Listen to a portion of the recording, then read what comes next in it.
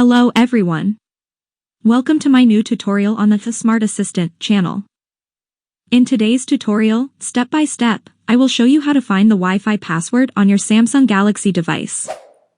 Whether you want to connect to the same network on another device or simply forgot the password, the steps I will present will enable you to easily find it. Without further delay, let's get started. First, enter Settings.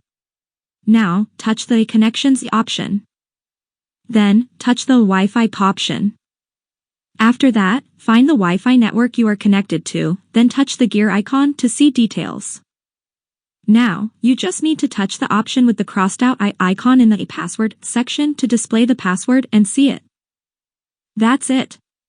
A very quick and straightforward process.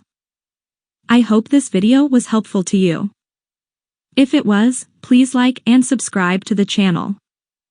Thank you very much for watching, folks. See you soon.